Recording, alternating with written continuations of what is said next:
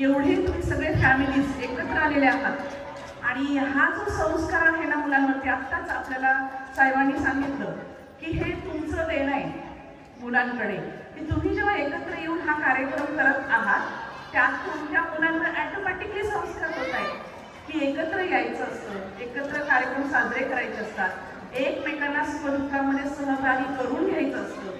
हा संस्कार ॲटोमॅटिकली होतो आहे आणि म्हणून अशी सोसायटी दुर्मिळ. अशा तुमच्या ह्या सुंदर विचारांना मनापासून मी नमस्कार करते.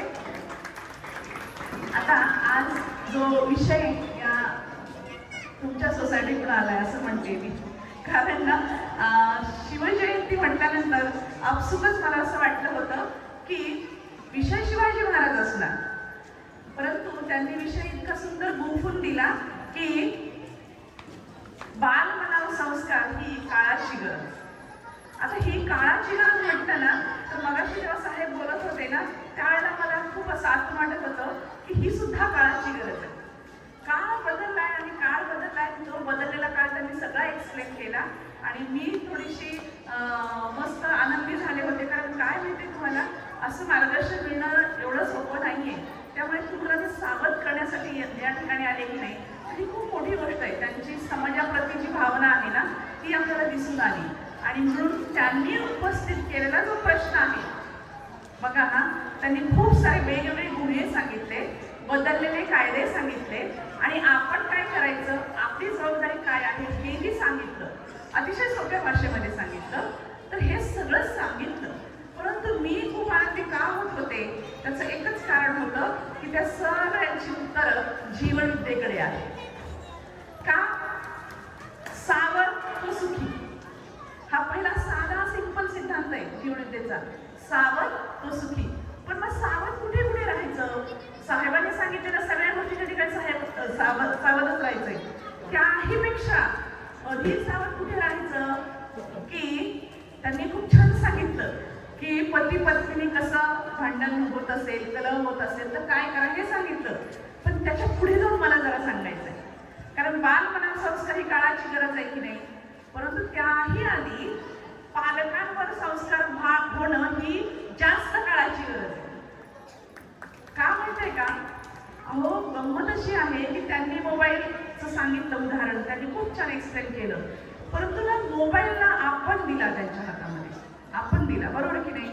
आता आपण दिला म्हटलं की काही पालक काय म्हणतात, अहो म्हणाले कोविडमध्ये काय झालं की आम्हाला द्यावा लागला, दिला, पण काढून पण घेता आला पाहिजे ना, बरोबर की नाही?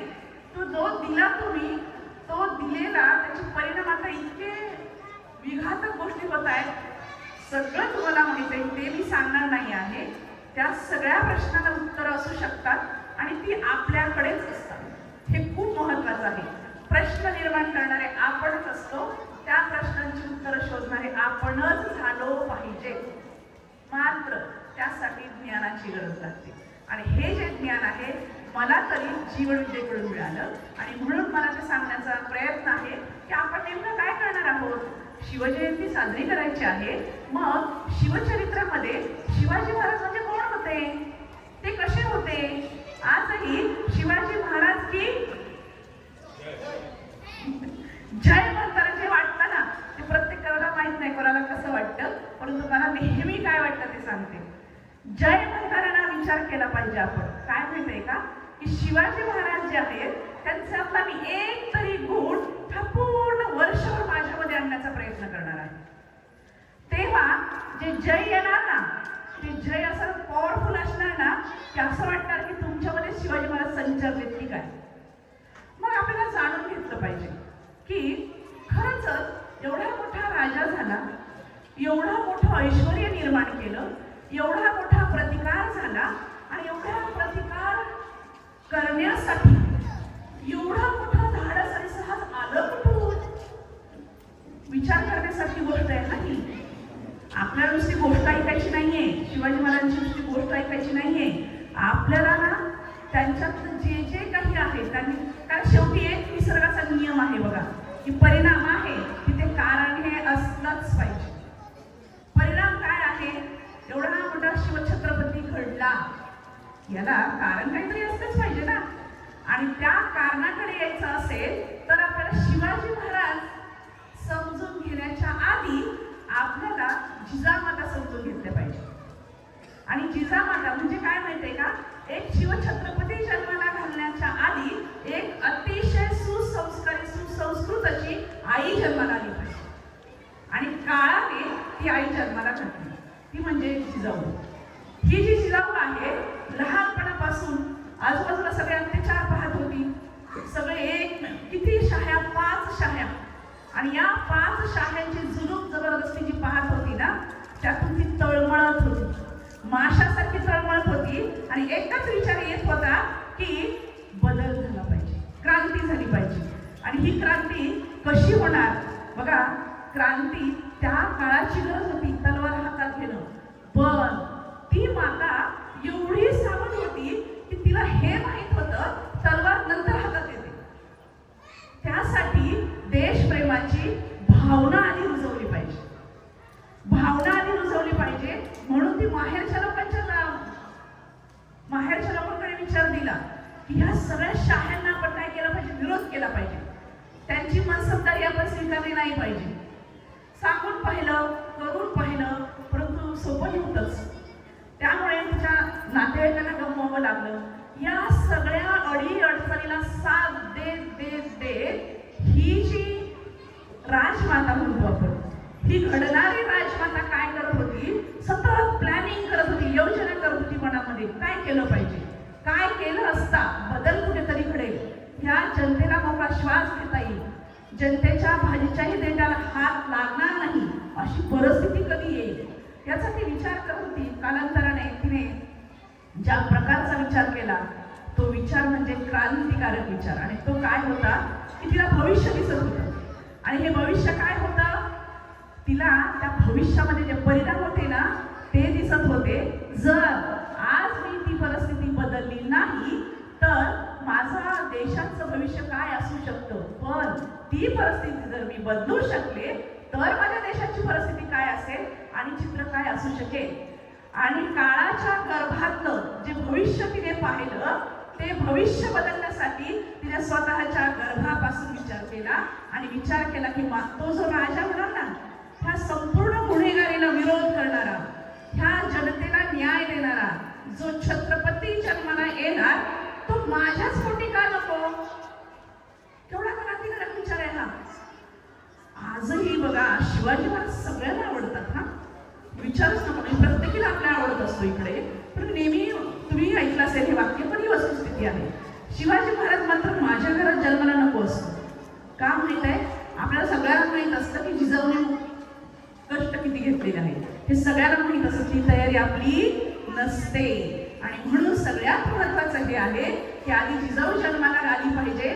परंतु ती नुसती जन्माला येऊन उपयोगाची नाहीये, तिच्या अंतर्मनामध्ये क्रांतीची ज्योत पेटली पाहिजे. आणि ही नुसती ज्योत पेटून उपयोगाचं नाही, ती सतत धगधगत राहिली पाहिजे.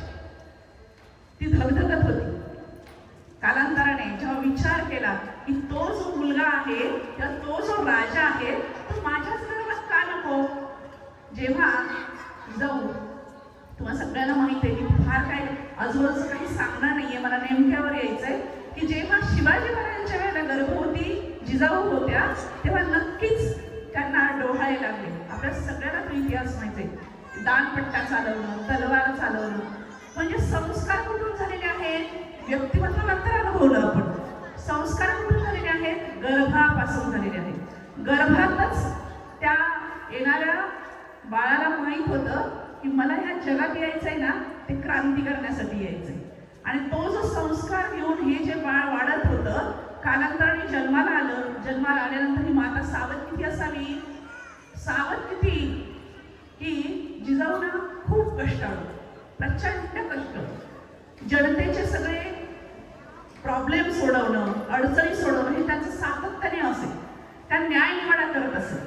असाच एका कामाच्या निमित्ताने त्यांना बाहेर जावं लागलं. छोटं बाळ झोपलेलं, छत्रपती शिवाजी महाराज छोटं बाळ. आता त्यानंतर काय झालं, त्यांना खूप वेळ लागला. खूप वेळानंतर जेव्हा त्या आल्या घरी तर निवांत झोपलेलं जसं बाळ होतं तसंच होतं. त्यांना प्रश्न पडला, एवढा वेळ हा झोपलेलाच का. तेव्हा त्यांनी त्यांच्या दासीला विचारलं की एवढा वेळ हा झोपलेला आहे का? तेव्हा दासीने काय सांगितलं? नाही म्हणाले, मध्ये तो उठला होता. मग म्हणे, रडला नाही? रडला. भूक लागली नाही? लागली. मग भूक भागली का? हो. कशी? म्हणे, मी माझं दूध पाजलं. जिजाऊ सावध किती. जिजाऊने काय केलं? झोपलेल्या शुक्रांना उठवलं, बोट घातले कशामध्ये आणि संपूर्ण दूध पाडून टाकलं. सगळ्या आजूबाजूच्या दाशा काय करताय ते? चांगलं काम केलं ना, बक्षिसी मिळायला पाहिजे, चांगलं काम केलं होतं. त्या ठिकाणी निक्षून सांगितलं जिजाऊने, हा उद्याचा राजा आहे, त्याला दासीच्या दुधातून यत्किंचितही विचार त्याच्या अंतर्मनात जाता कामा नये की तो दासीच्या दुधावर विपजला आहे किंवा वाढलेला आहे. म्हणजे सावध किती. की का माहितीये तुम्हाला की एक गर्भसंस्कार जसे आहेत तसे बालसंगोपनात एक संस्कार असतात. जेव्हा माता बाळाला दूध पाजत असते तेव्हा जे विचार माता करते ते जशाच तसे बाळाला दुधातर्फे बाळाच्या मनावर संस्कारित होतात. हे त्या काळात जिजाऊला माहित होतं. काय क्रांतिकारक माता आहे ना, तिने ते दूध सगळं काढून टाकलं आणि पुन्हा स्वतःचं दूध पाजलं. कारण वाघिणीचंच दूध ते. आणि त्याचा जो संस्कार झाला तो संस्कार किती प्रचंड झाला आपल्या सगळ्यांना माहित आहे. परंतु मला स्टेप बाय स्टेप एकच गोष्ट सांगत जायची आहे की जी माता जन्माला घालते बाळ, तिची जबाबदारी नुसतं जन्म घालणं एवढी नाहीये. ही जी जबाबदारी आहे ना ती अखंड असते. आपल्याला सुद्धा आपला मूल आहे ना खूप सुसंस्कारित असावं असं वाटत असतं. परंतु ते सुसंस्कारितपणा येतो कुठून? संस्कार होतात कसे? संस्काराने मुलं बदलतात किंवा सुंदर असं व्यक्तिमत्व आपण घडवू शकतो. हे नक्की आहे का? असं प्रश्न पडेल ना तुम्हाला. तर हे नक्की आहे आणि खास आहे आणि त्याची उत्तर सगळी जीवनविद्येकडे आहे. म्हणून मला मध्ये कसं सांगायचं आहे की 1 ते 8 हा जो वयोगट आहे तो संस्कारक्षम असा वयोगट आहे. त्या वयामध्ये मुलांवरचे संस्कार होतात. त्याचं प्रमुख कारण म्हणजे मुलाचं अंतर्मन जे आहे ना ते प्रचंड रिसेप्टिव्ह असतं. जे जे तुम्ही शिकवाल, जे जे तुम्ही वागाल, मी काय सांगते बघा, जे जे तुम्ही शिकवाल, जे जे तुम्ही वागाल ते सगळं जशाच तसं मुलांच्या अंतर्मनामध्ये जाऊन बसतं. म्हणूनच मगाशी साहेबांनी सांगितलं की आई वडील कलह जर घडत असेल आणि ते मुलांच्या समोर असेल तर मूल काय घेणार? कारण मूल असतात ना ते अनुकरण प्रिय असतात. तुम्ही जे आजूबाजूला त्यांच्या घरामध्ये वातावरण आहे ते सगळं ते सक करत असतात. स्पंज सारखे असतात, स्पंज सारखे. आणि म्हणून सावधानीच असतं. मग काय करायला पाहिजे आम्ही? तर आपल्या घरातलं वातावरण अतिशय आनंदी, खेळतं असतं पाहिजे. मग आता प्रश्न पडतो किती छान, मला खूप आवडलं त्यांचं मार्गदर्शन की त्या सगळ्या संस्कारावरती ते होतं की आपण जे घरामध्ये हसतं खेळतं वातावरण किंवा आनंदी वातावरण म्हणतो की नाही, मग ते टीव्ही लावून होतं का? मोबाईलवर गेम खेळून होतं का? अजिबात नाही. हे आपण जे पकडलेलं हातामध्ये ते आपली वाट लावली आहे त्यांनी. आणि म्हणून आनंदी वातावरण जर करायचं असेल तर छान संवाद करा, गप्पा मारा, एकमेकांच्या सुखदुःखामध्ये सहभागी व्हा. आजी असते ती गोष्ट सांगत असते, आजोबा असतात ते त्यांच्या पुराविषयी सुंदर सुंदर गोष्टी सांगत असतात, आई बाबा एकमेकांशी मस्त हास्य विनोद करत असतात. अशा वातावरणामध्ये जेव्हा ते मूल वाढेल ना तेव्हा ते मूल कशा प्रकारचं असतं तर त्याला सुसंस्काराचं सुंदर असं कवच निर्माण होत असतं. आणि हे जे कवच आहे हे कवच किती परिणामकारक असतं तर जेव्हा हे मूल जगात कुठल्याही ठिकाणी जरी गेलं तरी हे सुसंस्काराचं जे सुंदर असं कवच आहे त्याची सुरक्षा कायम करतं. मी या संदर्भात मागच्या वेळेला माझ्या मुलाचा अनुभव सांगितला होता, इथे मी तो सांगत नाही, मला शिवराय सांगायचे.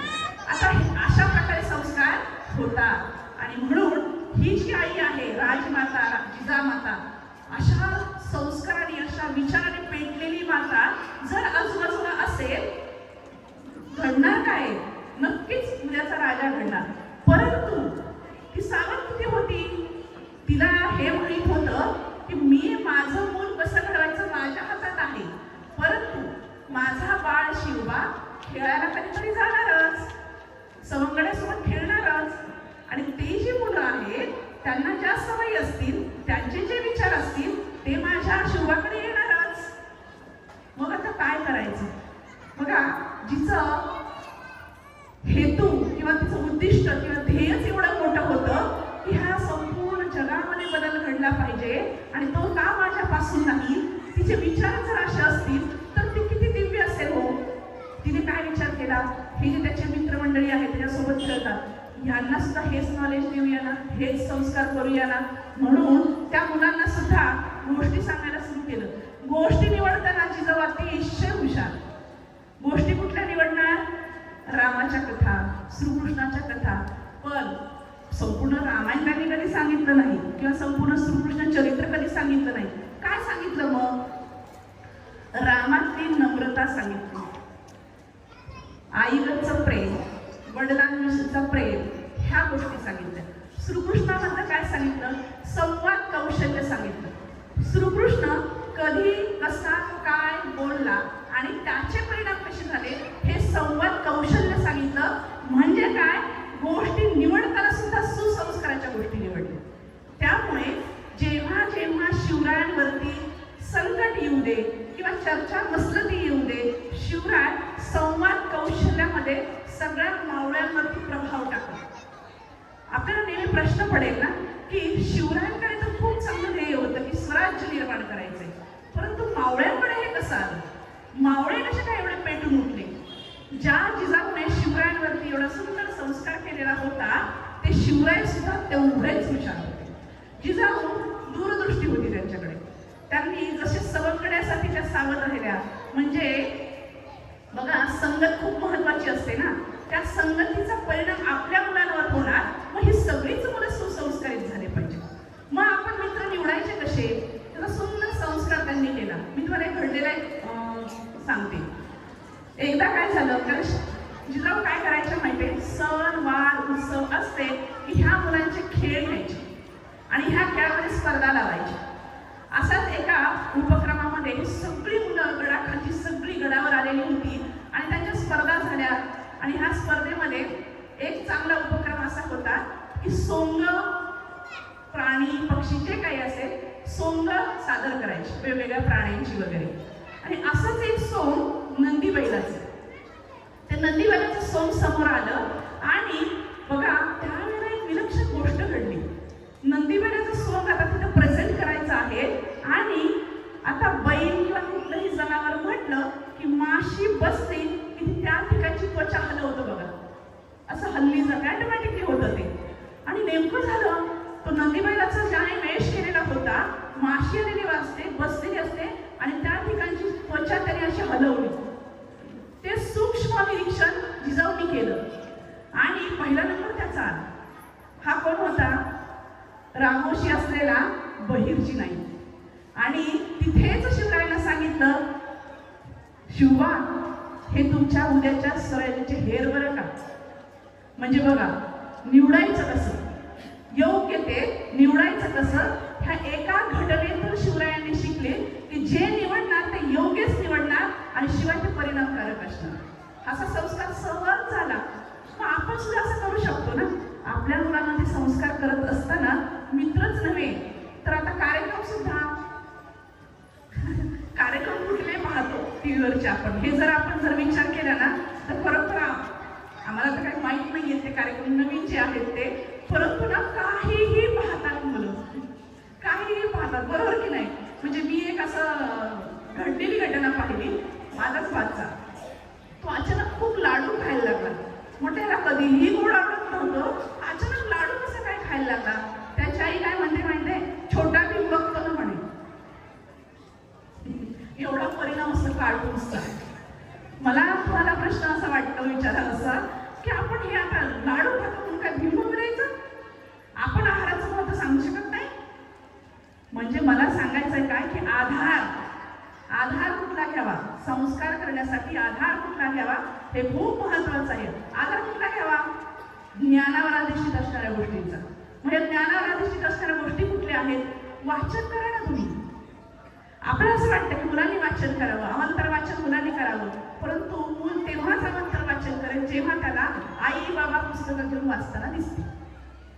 म्हणून मी एकच गोष्ट केली की ती अभ्यासाला मुलं बसली की मी मोठमोठी पुस्तकं, हा गमतीशीर गोष्ट तुम्हाला सांगते, मी कितपत वाचते वगैरे, वाचन मी भरपूर केलेलं आहे. मी मुद्दामच मोठमोठी पुस्तकं घेऊन त्यांच्यासमोर बसायची. का, त्यांना सतत चित्र दिसू दे की ना मोठी मोठी मस्त पुस्तकं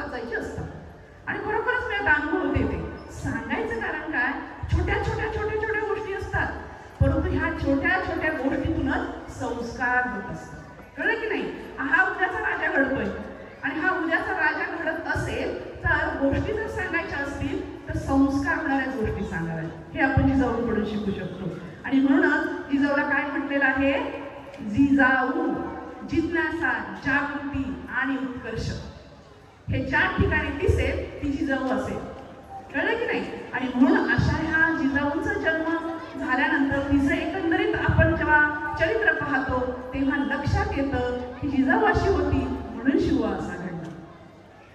आता हा होणारा राजा याला एवढंच संस्कार करून चालणार नाहीये, दृष्टी दिली पाहिजे. दृष्टी कुठली दिली पाहिजे? की माणसांना कसं जवळ करावं, माणसांचा उपयोग कसा करून घ्यावा, माणसातले गुण कसे पाहावेत, त्यातल्या गुणांचा वापर करून स्वराज्याला आपण वापर कसा करून घ्यावा, हे संपूर्ण ज्ञान जिजाऊने स्वतःच्या कृतीमधून त्यांना दिलं. बरोबर की नाही? आणि म्हणून जेव्हा बाल शिवबा, अगदी बघा 6 ते 7 वर्षाचा शिवबा, आणि शिवबाला सांगितलं काय होतं की शिवबा तुम्ही उद्याचे राजे. पण राजा हा कसा असतो? राजा ना जनतेची काळजी घेणारा असतो. मग जनतेची काळजी कधी घेतली जाते? जेव्हा जनतेच्या सुखदुःखामध्ये आपण सहभागी होतो. जनतेच्या सुखदुःखामध्ये सहभागी व्हायचं असेल तर काय केलं पाहिजे? तर जनतेच्या जवळ गेलं पाहिजे. गड किल्ल्यांमध्ये आणि राजवाड्यामध्ये राहून ह्या गोष्टी होणार नाही. आणि म्हणून जिजाऊंचा उपक्रम असायचा, गावोगावी त्या भेटी द्यायच्या, शिवाला सोबत घेऊन जायच्या, गावोगावी भेटी द्यायच्या, अगदी गरीब लोकांच्या घरात जायच्या, भाजी भाकरी त्या खायच्या, त्यांची विचारपूस करायच्या. आणि असे ऑटोमॅटिकली संस्कार शिवावर होत होते की माणसं जोडणं म्हणजे काय. आणि अशा सगळ्या गोष्टी घडत होत्या. तेव्हा शिवाच्या एक गोष्ट लक्षात आली की गाव म्हटलं की भरपूर लोक असले पाहिजेत ना, गर्दी असली पाहिजे. पण गावागावामध्ये काय होत होतं? गर्दीच दिसत नव्हती. तेव्हा जिजाऊला प्रश्न विचारला की आऊसाहेब, आपण ज्या ज्या गावामध्ये जातो तिथे लोक फारशी नसतात. जिजाऊ ह्याच प्रश्नांची वाट पाहत होत्या. त्या म्हणाले की मला तुम्हाला हेच सांगायचंय, जेव्हा आपण गावामध्ये जातो तेव्हा ह्या गावातली गर्दी गेली कुठे? ही गर्दी कुठे गेली? तर ह्या सगळ्या यवनांनी एवढी दहशत निर्माण केली की लोक इथून घाबरून भीतीपोटी घरं सोडून, शेतं सोडून डोंगर दऱ्यामध्ये जाऊन राहायला लागले. गावामध्ये कोणीच नाहीये. त्या ठिकाणी जिजाऊने केलेला हा संस्कार, तळमळीपोटी सांगितलेलं हे सगळं वर्णन शिवबाईंच्या हृदयामध्ये असं काही बसलं की त्यांनी विचार केला की त्या म्हणाल्या, आऊसाहेब स्वराज्य निर्माण करण्यासाठी आता उशीर करून चालणार नाही, उशीर करून चालणार नाही. मग काय केलं पाहिजे? आपण लवकरात लवकर स्वराज्याची मुहूर्तमेढ रोवली पाहिजे. मग ह्याची मुहूर्तमेढ रवायची म्हणजे काय करायचं?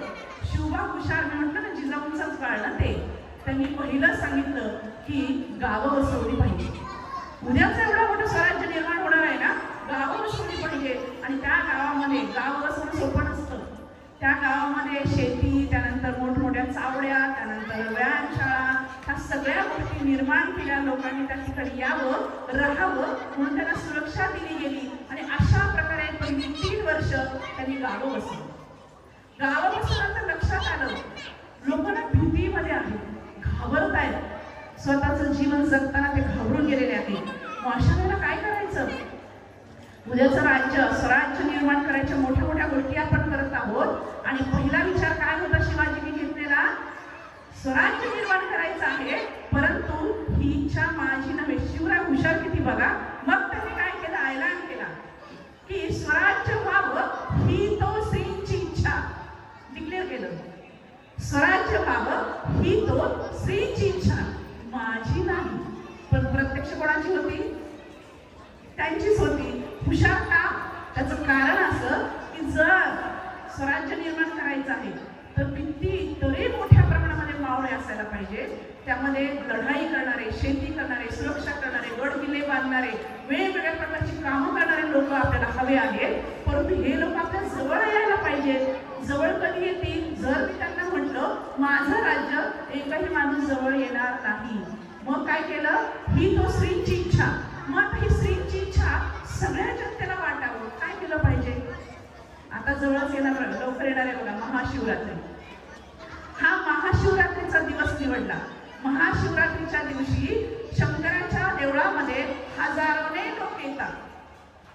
या जनतेच्या मनामध्ये भावना असते, श्रद्धा असते की त्या दिवशी अभिषेक केला की आपलं सगळं चांगलं होतं. या श्रद्धेचा उपयोग स्वराज्यासाठी केला. काय केलं? आपल्या सगळ्यांना माहित आहे की वयाच्या 16व्या वर्षी अभिषेकाच्या महाशिवरात्रीच्या दिवशी रक्ताचा अभिषेक केला आणि शपथ घेतली ना, स्वराज्य व्हावं हिंदुश्रीची इच्छा. पण ह्या मागची कल्पना तुमच्या लक्षात येते का? हाच दिवस का निवडला? कारण त्यांना माहित होतं हजारोच्या संख्येने लोक येणार. त्या ठिकाणी हेही माहित होतं की ह्यांच्या आपण म्हटलं स्वराज्य निर्माण करूया, कोणी येणार नाही. परंतु जर आपण प्रत्यक्ष देवाच्या देवळामध्ये साक्षी देवाला ठेवून जेव्हा आपण विचार देणार तेव्हा सगळी लोक येणार. आणि जेव्हा स्वराज्य व्हावं हिंदुश्रीची इच्छा हा विचार वाऱ्यासारखा हजारोनी संख्येने लोक आलेले जे होते, वाऱ्यासारखा पसरला आणि त्याला प्रतिक्रिया काय मिळाली? हर हर हर महादेव. आणि अशा प्रकारे स्वराज्य निर्मितीसाठी हजारोच्या संख्येने लोक गोळा झाले आणि सगळ्यांचा एकच विचार होता की स्वराज्य निर्माण करायचं. विचार ही गोष्ट अशी आहे ना की तुम्ही काही म्हणजे विचार ही गोष्ट ना, तुम्ही जर विचाराच्या ठिकाणी ठाम राहिलात ना, काहीही हो त्याला बाधा म्हणून येत नाही. आणि या ठिकाणी तर एक जुटीने हा विचार झाला की स्वराज्य व्हावं हिंदुश्रीची इच्छा. आता बघा, स्वराज्य निर्माण होण्यासाठीचा विचार झाला. आता प्रशिक्षण दिलं गेलं पाहिजे. म्हणजे जिजाऊने वेगवेगळ्या योजना आखल्या. जो माणूस त्यांना जवळ येत होता, आपलासा वाटत होता, त्या प्रत्येकाच्या हाताला काम दिलं पाहिजे. हे पहिलं. कारण काम दिलं तर त्यांना सुरक्षा वाटणार. आणि म्हणून जिजाऊने काय केलं माहिती आहे का? की शेती कसायला दिली लोकांना. आणि आजपर्यंत काय होत होतं? शेती कसत होते, पिकं येत होती, परंतु दुश्मन यायचा, अगदी भरात आलेलं पीक पळवून घेऊन जायचा. यामुळे लोक भयभीत झाली होती. आपल्या हातामध्ये आपल्याला भाकरीचे सुद्धा आपण हे नाही आहोत, म्हणजे भाकरी सुद्धा पोटाला मिळत नाहीये. अशा परिस्थितीमध्ये भीतीपोटी लोक काहीच करत नाही. आणि याला उर्मी मिळाली, सगळ्यांच्या मनाला उर्मी मिळाली, कारण आपण काहीतरी करू शकतो हा विचार रुजला गेला. आणि त्यातून अशी काही ऊर्जा निर्माण झाली. त्या ऊर्जेने एक काम केलं की ते म्हणाले, अहो साहेब, तुम्ही जर शेती करायला सांगितली आम्ही शेती करणार. तुम्ही जर तलवार आम्हाला शिकवली तर तलवारबाजी आम्ही शिकणार. तुम्ही जर गड किल्ले बांधायला काढले तर सगळे गड किल्ले बांधून आम्ही तुम्हाला देणार. अशा प्रकारची जी ऊर्जा निर्माण झाली, त्या ऊर्जेच्या शोधाला आता चांगला मार्ग दिला पाहिजे. आणि म्हणून जिजाऊने पुढचं प्रशिक्षण सुरू केलं. लोकांना सैनिकी शिक्षण दिलं. त्यानंतर एक नियम केले की आता बघा, न्याय निवडा त्या द्यायच्या. नियम काय केले? जर शेती पिकली तर 5 गोणी जर धान्य झालं असेल तर भरलाच पाहिजे. मग 2 गोणी सरकारामध्ये भरलं जायचं आणि 3 गोणी त्यांना वैयक्तिक. म्हणजे काय? न्याय देणं. असं जेव्हा घडायला लागलं तेव्हा सगळ्या शेतकऱ्यांना असं वाटलं, अरे किती सुंदर ही गोष्ट आहे की आमचं जीवन आम्हाला हातात आल्यासारखं वाटतंय. म्हणून विश्वास बसला. आणि विश्वास बसल्यानंतर जी काही फळी तयार झाली मावळ्यांची, त्यामधून मोठमोठे सरदार समोर आले. असे वेगवेगळे लोक आले. सगळ्या हजारोच्या संख्येने मावळ्यांची मांदियाळी तयार झाली.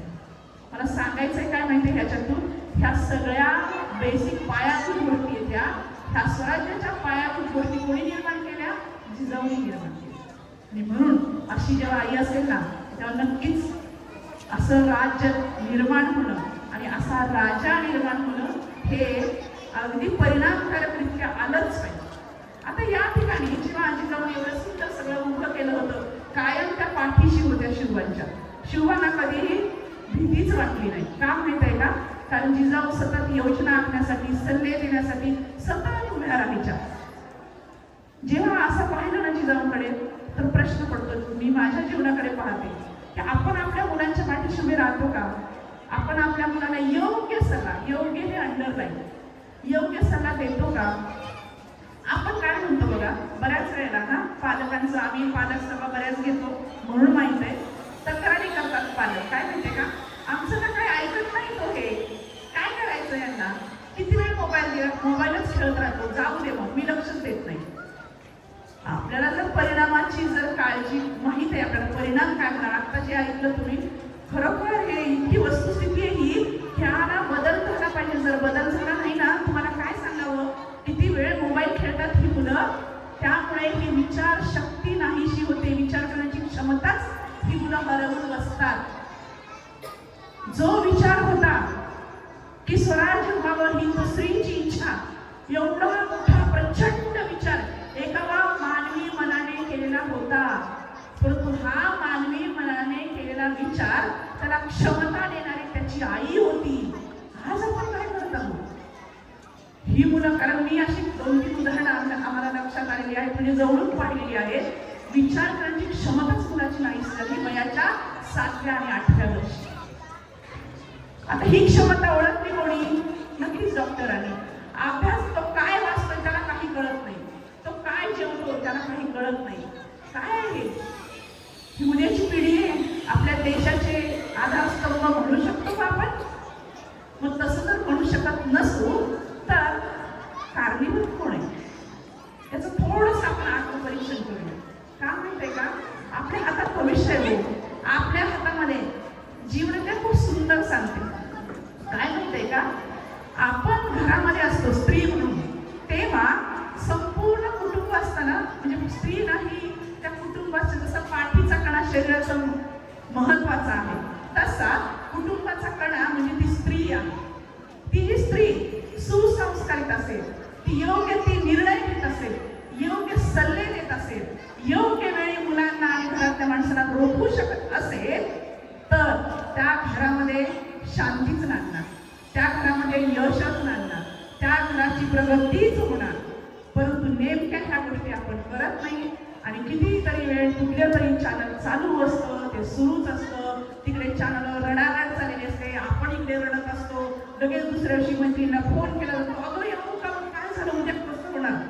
अरे घरात आपल्या मुलांचं कसं होणार ते पाहूया ना आपण. खूप महत्वाचं आहे. त्या टीव्ही चॅनल चालतात ना, लोक कमावतात पैसे, आपलं मात्र नुकसानच नुकसान आहे.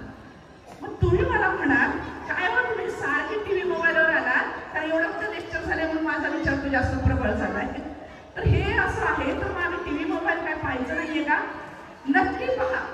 मी म्हटलं मला योग्य ते निवडता आलं पाहिजे, नक्की पहा. पण पहा काय, पहा काय.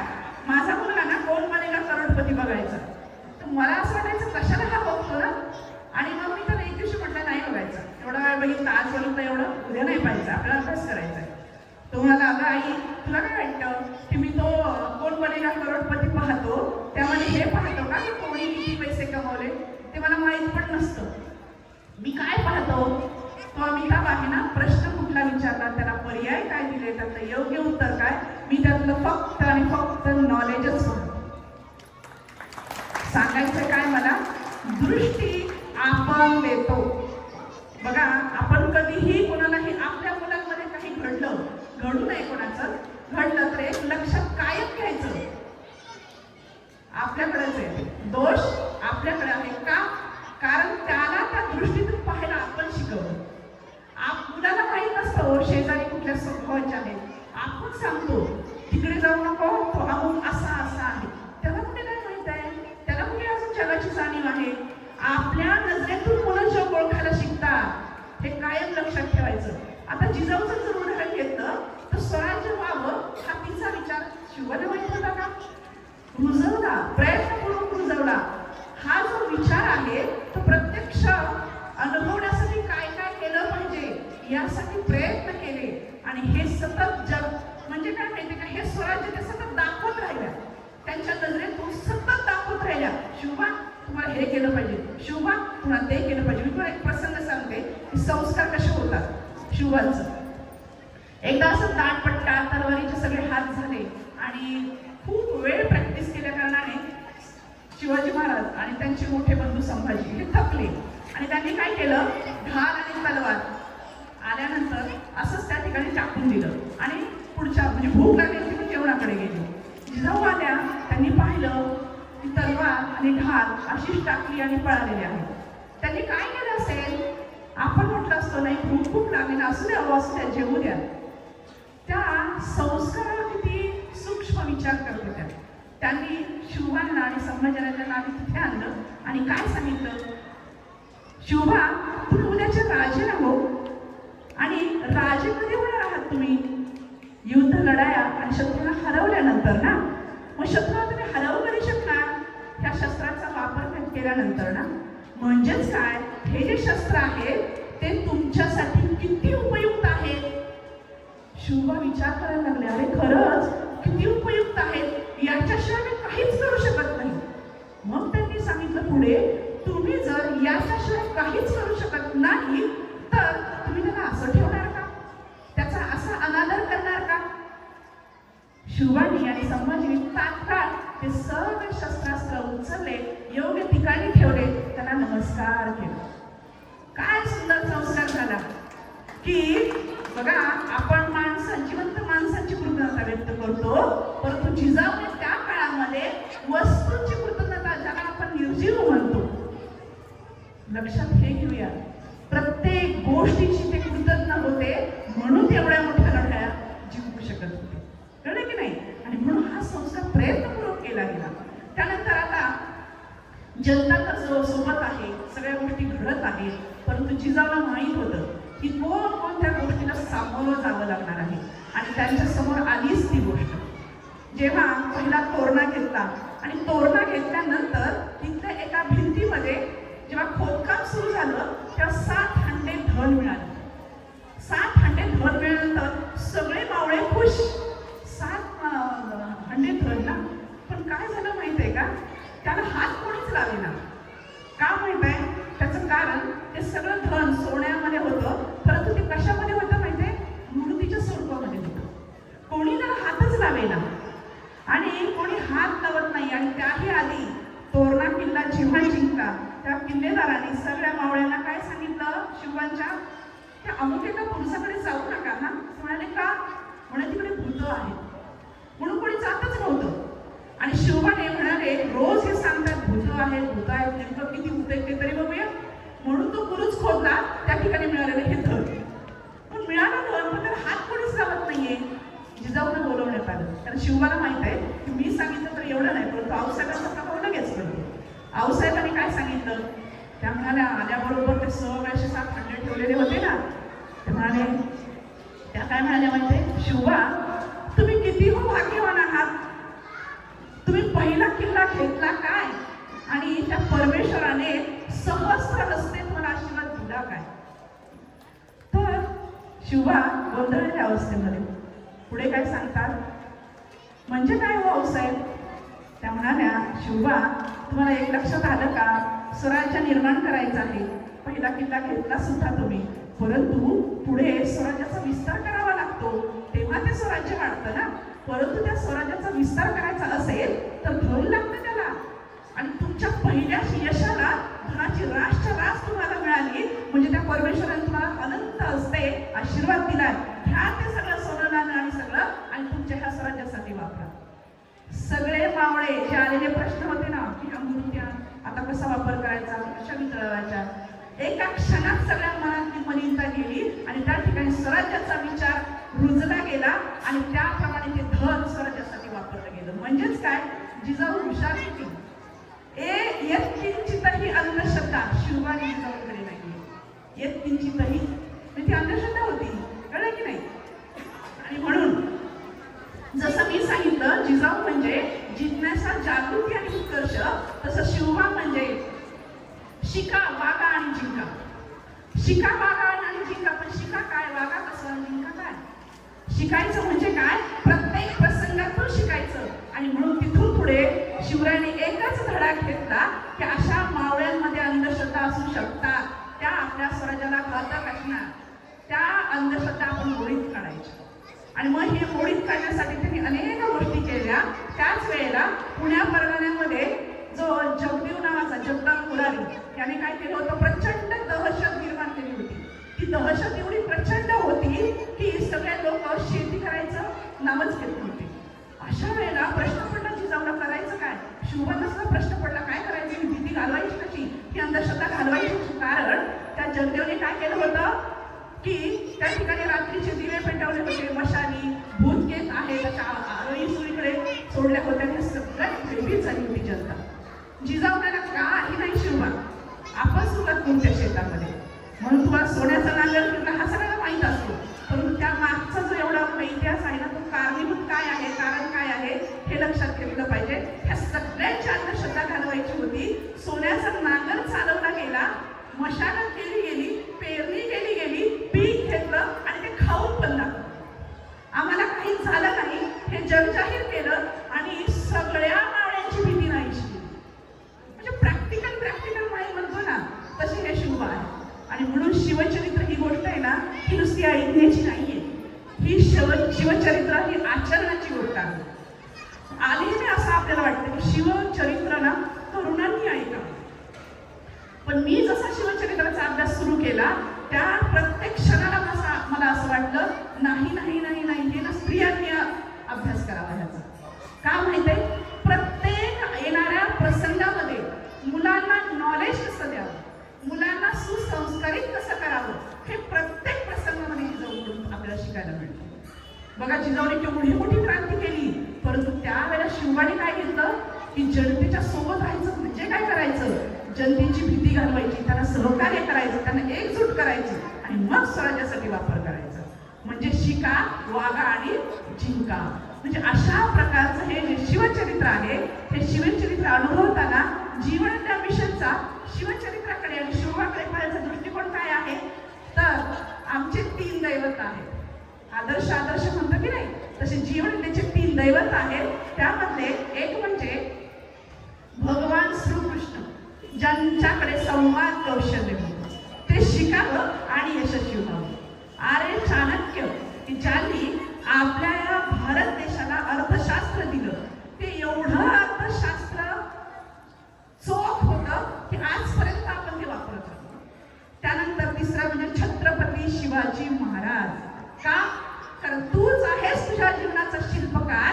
हे जर तुम्हाला कसं हे माहीत करून घ्यायचं असेल तर आम्हाला सांगितलं आहे सद्गुरू श्री वामनराव पै यांनी की तुम्ही शिवचरित्र अभ्यासा. मी जेव्हा ते सुरू केलं त्यावेळेला लक्षात आलं, अरे प्रत्येक ठिकाणी प्रॅक्टिकली आपण जीवनामध्ये कसं वागावं ह्याचं नॉलेज म्हणजे शिवचरित्र. आपण घरात कसं वागावं, आई वडिलांशी कसं वागावं, काय ते मातृप्रेम होतं शिवरायांकडे. आम्ही पहिलाच देव आई सांगतो, दुसरा देव आम्ही वडील सांगतो. की जेव्हा आपल्याला इकडे ही दिसते, ह्याला काय म्हणतात, राजमुद्रा, नाही का, ही राजमुद्रा दिसते. ही जी राजमुद्रा आहे ना, त्याचा अर्थ जर जाणून घेतला ना तुम्ही, तर त्या राजमुद्रेमध्ये छत्रपती शिवाजी महाराजांनी शहाजी महाराजांचं उल्लेख केलं. म्हणजे काय माहिती आहे का, आपल्या वडिलांना त्यांनी एवढं सर्वोच्च स्थान दिलेलं आहे की त्या राजमुद्रेमध्ये त्यांना स्थान दिलं. का माहिती आहे का, की शहाजी महाराजांनी जेव्हा ते आदिलशाही दरबारामध्ये साधे माणसं होते, पण त्यांनी ज्या लढाया केल्या त्या लढ्यातून जे धन आलं ते धन गुप्त मार्गाने सतत शिवरायांकडे पाठवत होते. त्यांना माहीत होतं स्वराज्य निर्माण होणं सोपं नाहीये, त्यासाठी प्रचंड धन लागणार. म्हणजे शहाजी महाराजांनी दिलेले जे धन आहे ना, त्या धनाचा वापर करून त्यांनी एवढं मोठं स्वराज्य निर्माण केलं. आणि त्या कृतज्ञतेपोटी त्यांनी वडिलांना एवढा मोठा सर्वोच्च असा मान दिला. म्हणजे मातृभक्ती, पितृभक्ती, आचार्यभक्ती, म्हणजे शिक्षकांना किती मान द्यावा आपल्याला सगळ्यांना माहीत आहे. की रामदास स्वामींचे जे भक्त होते, वेगळं काही सांगायला नको. सांगायचा उद्देश काय की अशा ह्या शिवाजी महाराजांविषयी आदर केव्हा निर्माण होतो हो, जेव्हा त्यांचं जीवन आपण पाहतो. त्याच्याकडून आपण घ्यायचं काय, तर आपण सुद्धा आपल्या मुलांवर संस्कार असे केले पाहिजे, हे आपण घेतलं गेलं पाहिजे. कळलं की नाही. आता या सगळ्यांमध्ये एक महत्वाचं मी सांगते आणि थांबते. बघा, एवढं मोठं स्थान शिवाजी महाराज छत्रपती म्हणतो आपण, हे निर्माण झालं. आजही आपण खूप त्यांना आदराने आणि युगानुयुगे हा आदर असाच राहणार आहे. असं हे प्रचंड व्यक्तिमत्व निर्माण झालं तर आपल्या मनामध्ये एक प्रश्न निर्माण होऊ शकतो. वेळोवेळी त्यांनी नक्कीच संस्कार केले, पण कुठला असा एक संस्कार केला बरं जिजाऊने की त्यामुळे शिवाजी महाराज सर्व गुण संपन्न घडले. तर मला एक सांगायचं आहे की जिजाऊने एक कायम केलं. कुठली गोष्ट केली माहिती आहे, कृतज्ञतेचा संस्कार. मगाशी मी जसं म्हटलं की शस्त्राविषयी कृतज्ञता व्यक्त कशी करावी हे त्यांनी शिकवलं.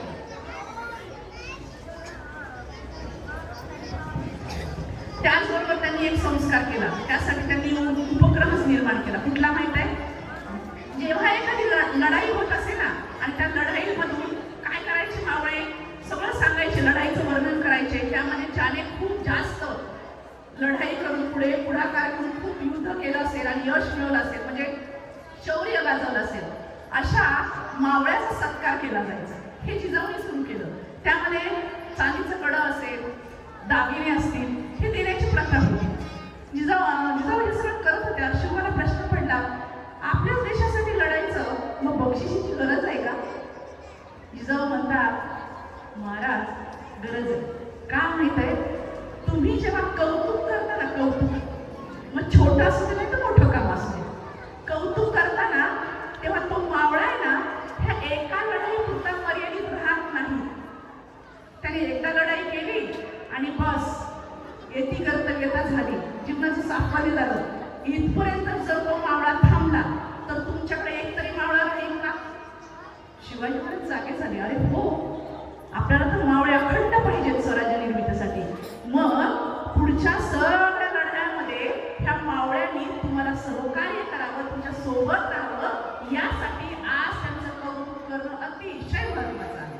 आणि म्हणून त्या काळामध्ये जखम दरबार भरवलं जायचं. जखम दरबारामध्ये काय केलं जायचं? पहिलं म्हणजे शौर्याचं कौतुक केलं जायचं आणि दुसऱ्या बाजूला काय केलं जायचं? म्हणजे सगळे जखमी जेवढे सैनिक आहेत त्यांची मलमपट्टी केली जायची, त्यांना औषधोपचार केला जायचा. आणि त्यानंतर शिवाजी महाराजांनी जिजाऊ त्यांना जाऊन भेटायचे, त्यांना कौतुक करायचे. ह्या सगळ्यामुळे काय व्हायचं? त्याला झालेली जखम विसरूनच जायचा तो आणि पुन्हा म्हणायचा, अवसाहेब अखंड ह्या स्वराज्यासाठी आम्ही उभे आहोत. हे कधी घडतं?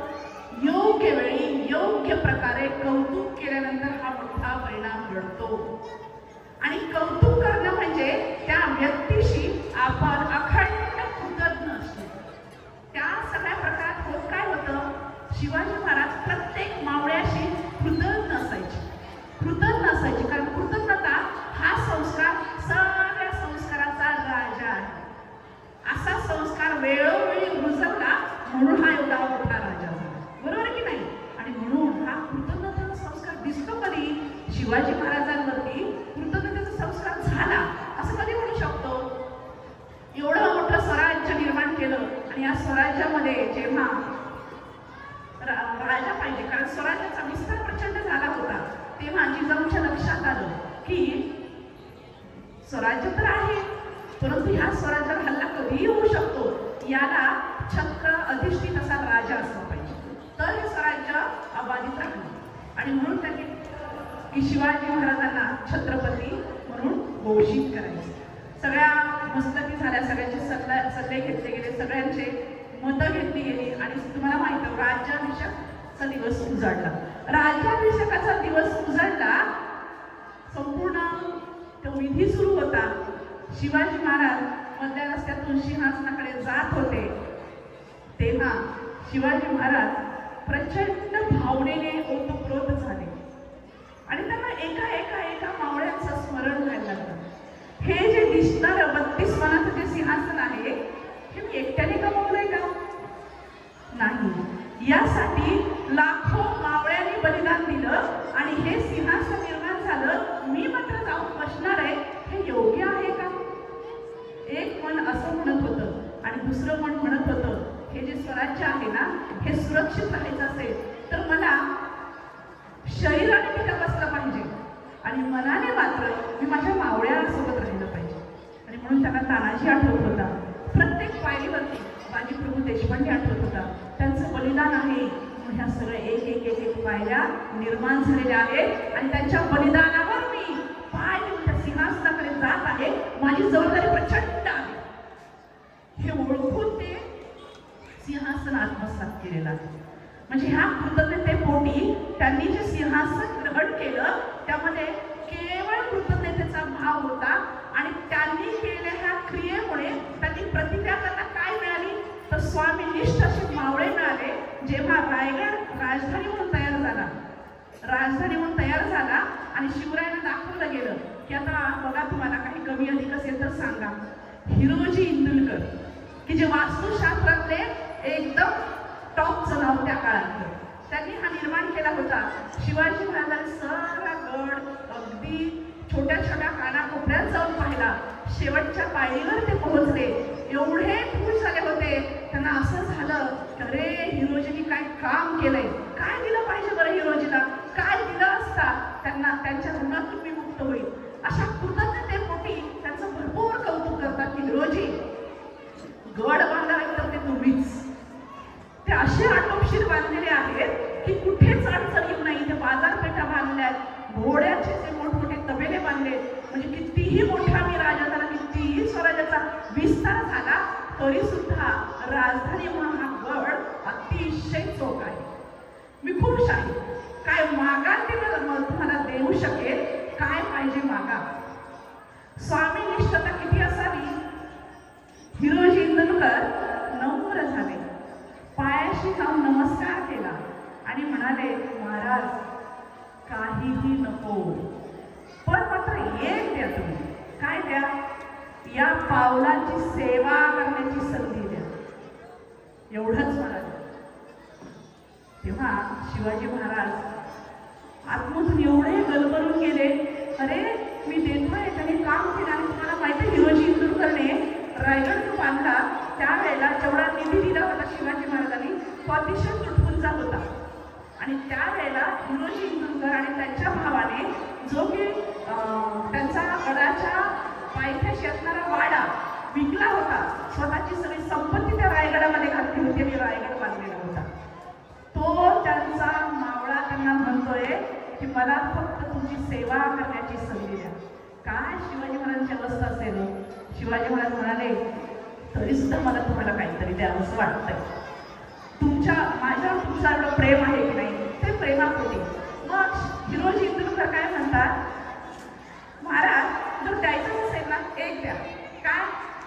जो गड पाहत पाहत तुम्ही शेवटी ज्या पायरीवर जाणार आहात, त्या पायरीवर ज्या पायरीवर तुम्ही उभे राहणार आहात ती गडाची शेवटची पायरी असेल.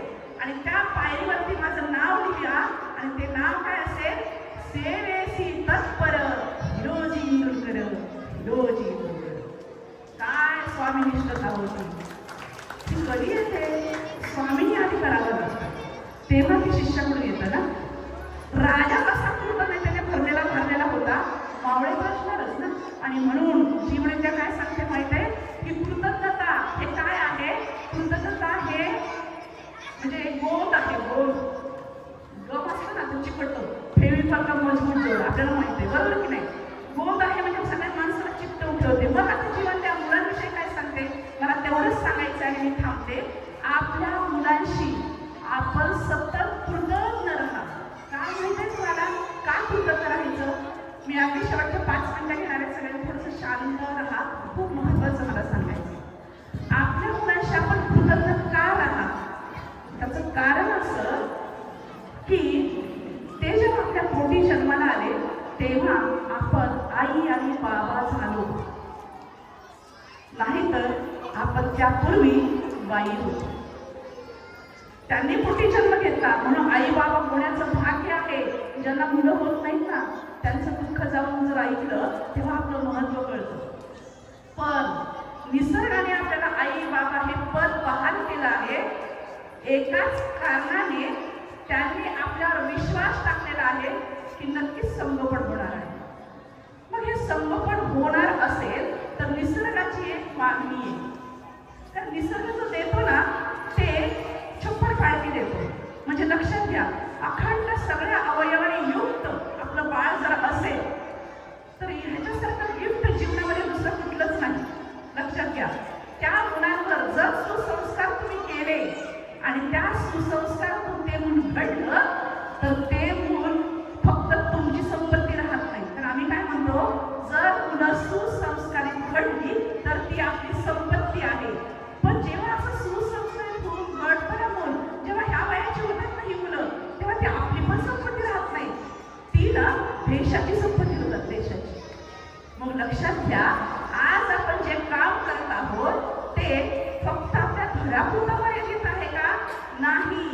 आपल्या हातामध्ये देशाचं भविष्य आहे.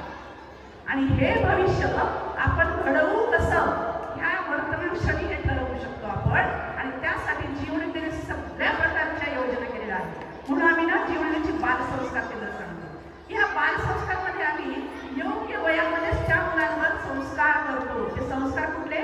कृतज्ञतेचे संस्कार करतो. अरे आई सकाळपासून उठते, तुझ्यासाठी राब राब लागते, तिच्याशी कृतज्ञ राहा. बाबा तुला कितीतरी तास बाहेर जाऊन कष्ट करून तुझी फी भरतात, त्यांच्याशी कृतज्ञ राहा. शिक्षक खूप नॉलेज मिळवतात, मग तुला शिकवू शकतात, त्यांच्याशी कृतज्ञ राहा. ह्या संपूर्ण देशाशी कृतज्ञ राहा. कारण सकाळी उठल्यापासून ते रात्री झोपेपर्यंत अनेक गोष्टींचा आपण आस्वाद घेतो. हे आपण एकटे घरात तयार करू शकत नाही. अनेक देश बांधव काम करत असतात, त्यातून या सगळ्या सुविधा येतात, मग आपलं जीवन चाललेलं असतं. त्या सगळ्या देशाची कृतज्ञ राहा.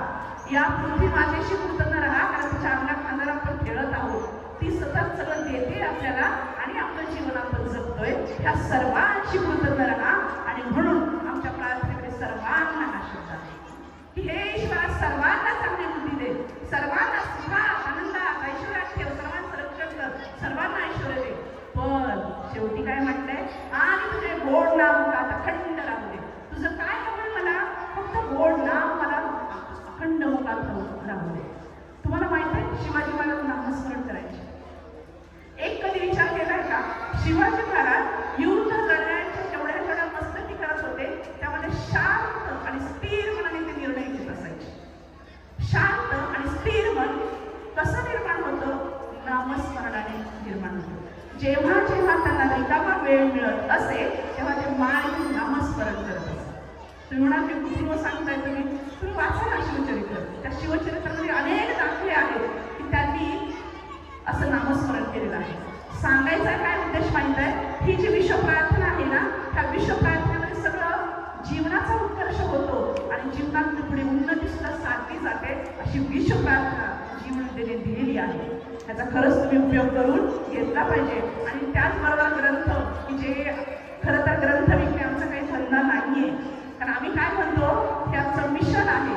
मिशन म्हणजे विशिष्ट ध्येयाने प्रेरित होऊन काम करणं. आणि आमच्या जीवनाच्या मिशनचं एकच ध्येय आहे की हे राष्ट्र सर्वात पुढे गेलं पाहिजे आणि हे जग सुखी झालं पाहिजे. मात्र राष्ट्र जे पुढे गेलं पाहिजे ना, त्याची सुरुवात मात्र माझ्यापासून झाली पाहिजे. आणि म्हणून आजच्या ह्या दिवशी तुम्ही ही सुंदर अशी संधी दिली ना.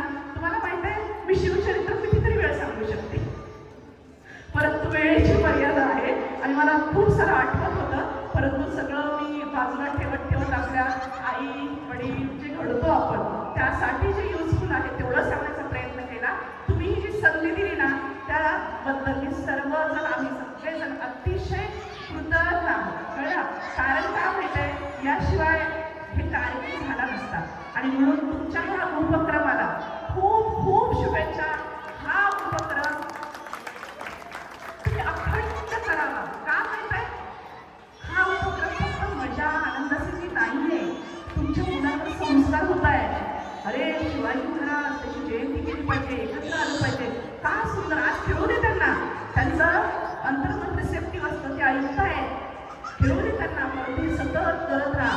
परंतु सतत करताना मात्र कार्यक्रम मात्र संस्कार होतील असेच राबवा. ही मात्र खरंच मी विनंती करते. आणि तुम्हाला सगळ्यांना खूप खूप साऱ्या शुभेच्छा. आणि आम्ही एक विचार जो की स्वराज्य व्हावं ही दुसरींची इच्छा, त्याचप्रमाणे सद्गुरू श्री वामनराव पै यांनी सुद्धा एक असा काही पॉवरफुल विचार दिला समाजाला, म्हणजे आम्हाला आणि तुम्हाला सगळ्यांना. तो म्हणजे हे जग सुखी व्हावे आणि हिंदुस्थान हे राष्ट्र सर्व राष्ट्रांच्या पुढे जावे. हे कधी होईल? जेव्हा आम्ही हे राष्ट्रगीत मुलांच्या मनामध्ये रुजवू तेव्हा. आणि म्हणून आम्ही राष्ट्रगीताने या कार्यक्रमाची सांगता करत आहोत. तुम्हा सगळ्यांना खूप खूप साऱ्या शुभेच्छा. धन्यवाद.